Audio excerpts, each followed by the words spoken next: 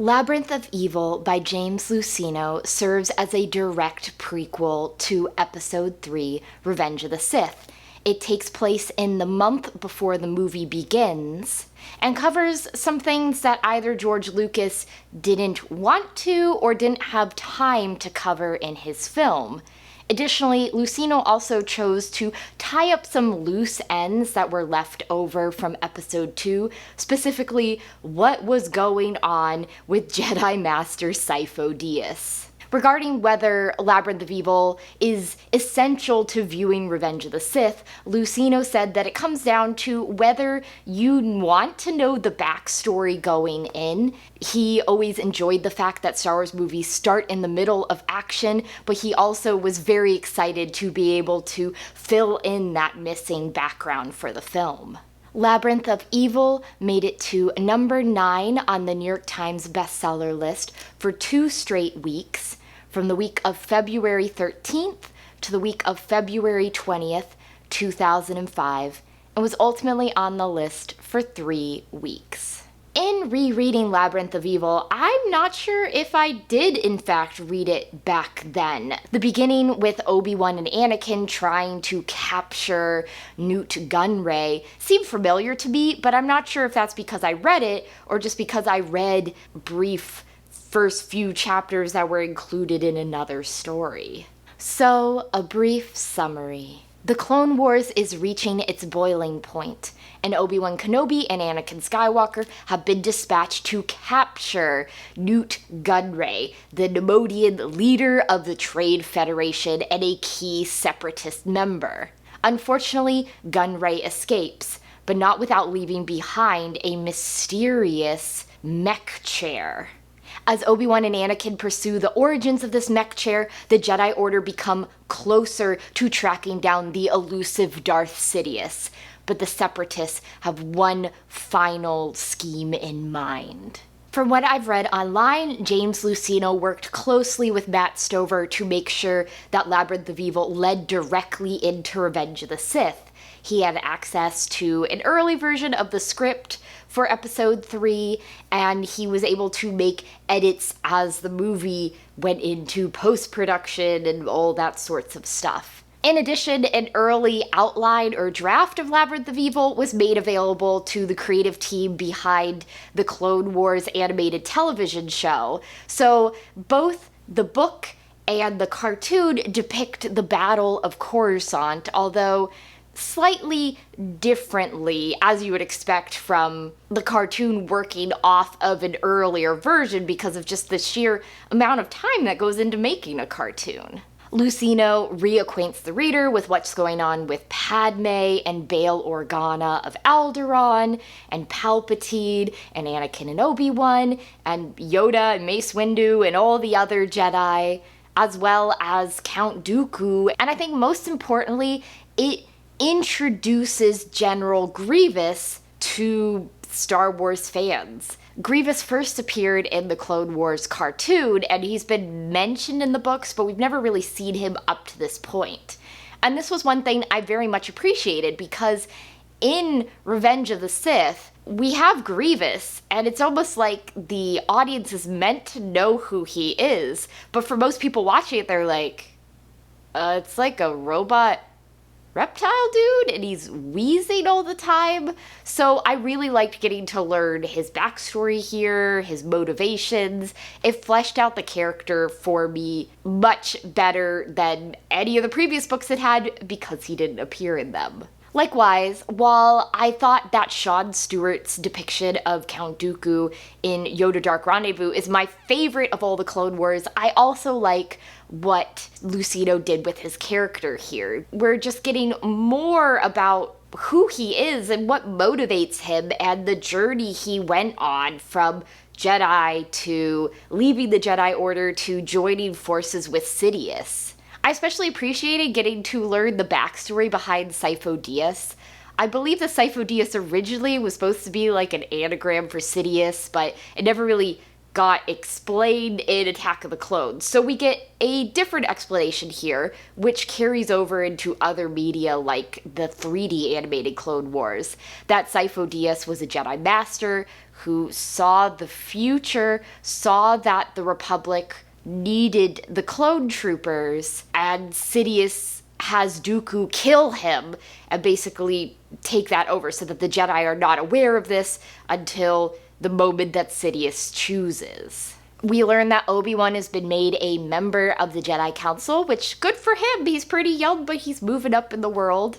Anakin has been knighted as a Jedi Knight due to what happened at Presetlin in the Jedi trial book. He's very angry here. You can see how he's unhappy with some of the choices that the Jedi Order has made and that it will lead into Revenge of the Sith. Padme mainly just wishes Anakin were there, that she hasn't seen Anakin in a while, and we don't get any outright confirmation of her pregnancy, but she does seem to be concealing something, and it's affecting her well-being, I guess, in that when they're trying to get to the bunker, she and Mon Mothma and C-3PO and Bail Organa, and they crash, she passes out, and it seems to be related to what we will learn in Revenge of the Sith. And Bail Organa is very unhappy with the progression of the war and the powers that Palpatine has been able to attain, and how Palpatine has seemed to seclude himself from the greater Senate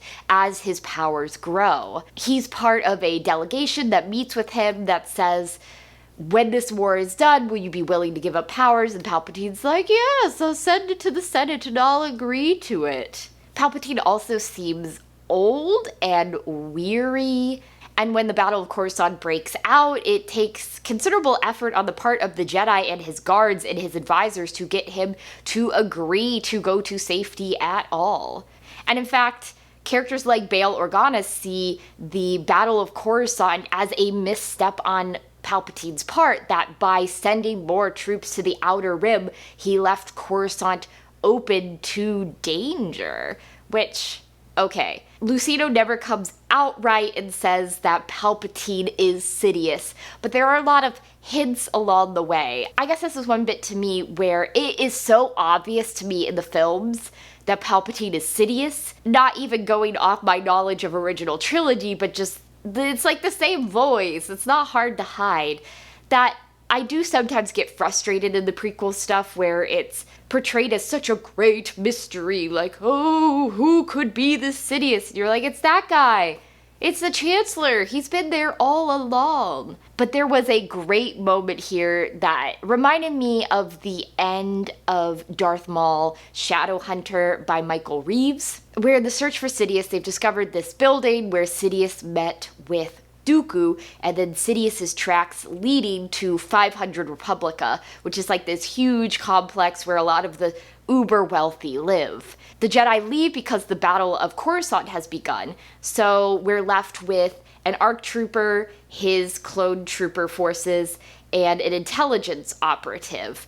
And they discover a secret passageway, and then they're all killed. And as the intelligence operative is dying, he thinks to himself, the corruption really does go to the very heart of the Senate.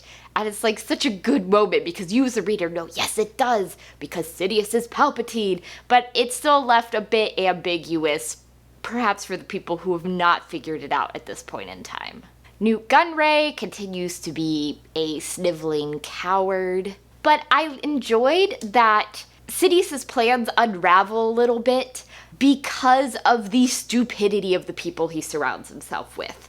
That Sidious has this ability to foresee all these different possible futures, and that helps him figure out his plan and figure out what he's going to do and all that. But he can't foresee that the Neimoidians will be so dumb as to leave this very important mech chair behind on Cato Neimoidia, that it will not self-destruct because Anakin's there tinkering with it, that they hear and they see the image of Darth Sidious, and that this starts this chase for his identity, and they get very close. I mean, in the case of the clone troopers and the intelligence operative, they're right there. And it's only the Separatist attack on Coruscant has this temporarily put aside.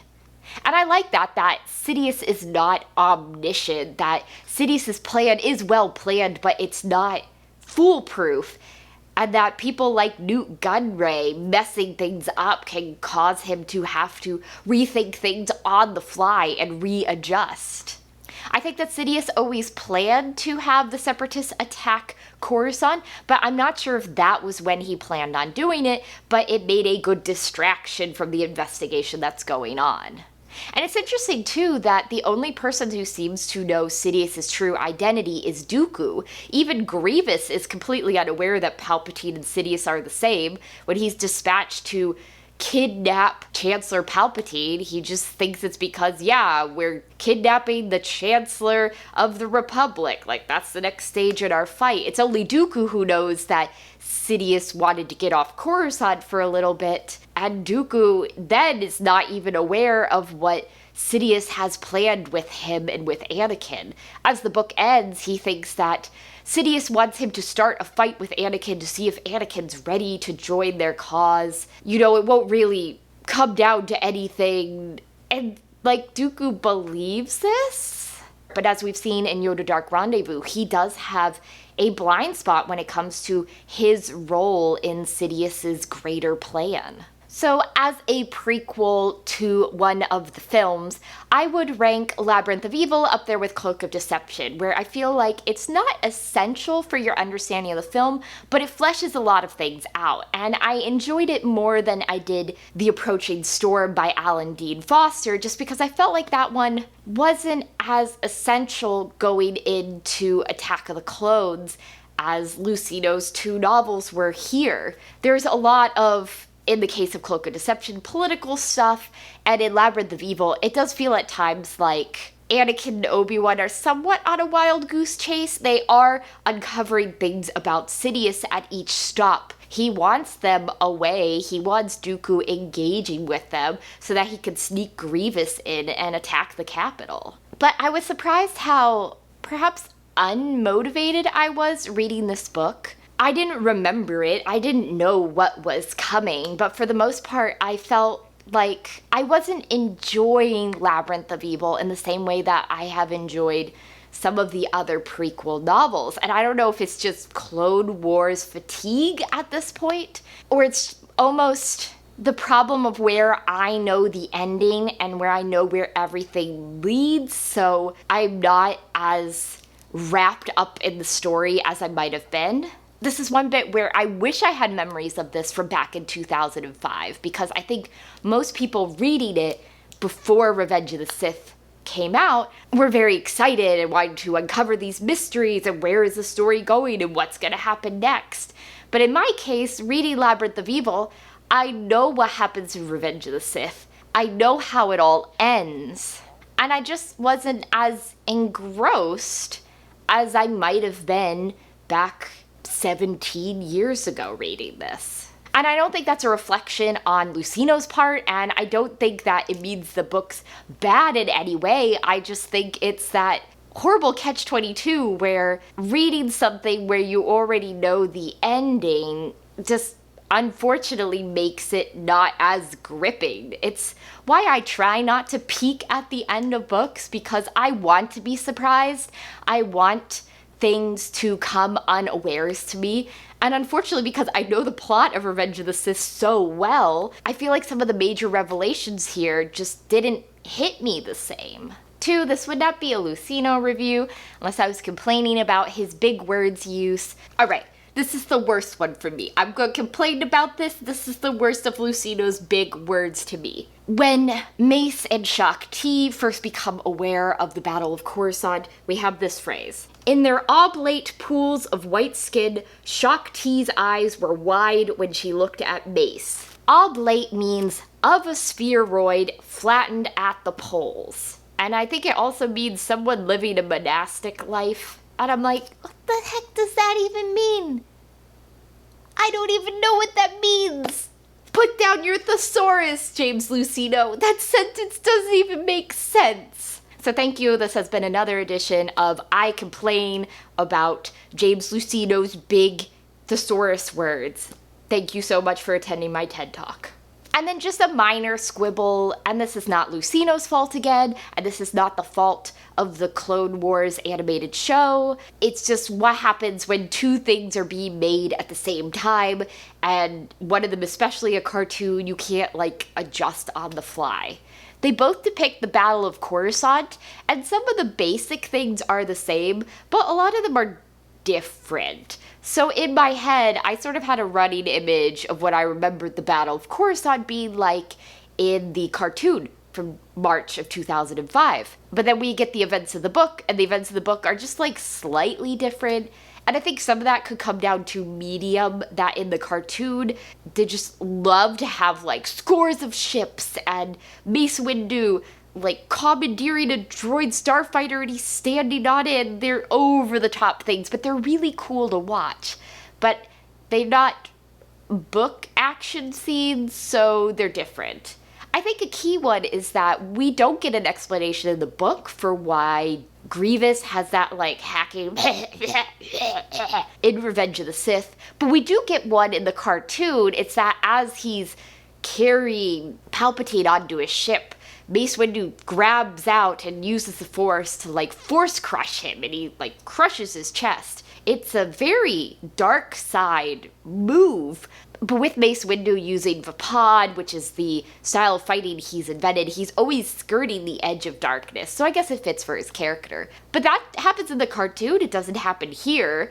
The last we see of Grievous, at least from Mace's end, is when he falls off the maglev. So it's just slight discontinuities like that, which is not Luceno's fault or the cartoon's fault. It's just the fact that they were both being made at the same time, and you get these things that don't mesh up. I'm going to link down in the description a video on YouTube that basically takes the Battle of Coruscant elements of the Clone Wars cartoon and puts it right up against the beginning of Revenge of the Sith. It's really interesting. You can see how one flows directly into the other, which is also what the book does. As the book ends, Anakin and Obi-Wan have gotten the call that they need to return to Coruscant, that the Separatists are there, everything's in mayhem, and they need to help.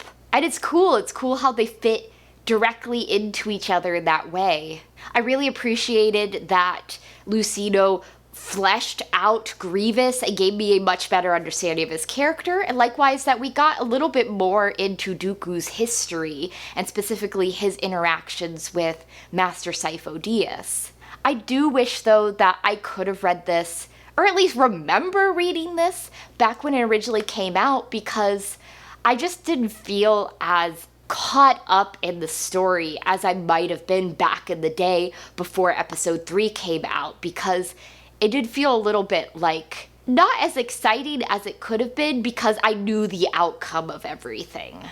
I knew that they weren't going to track down Sidious because there's one more story to go. I knew that nothing was going to happen to Padme because she's okay going into Revenge of the Sith. And I knew that while Anakin was going to struggle with his anger, nothing particularly huge was going to happen because we still have his fall to come. That said, I do think that Labyrinth of Evil is one of the better prequels to the episodes, and so if you want some more backstory going into Revenge of the Sith, definitely check it out.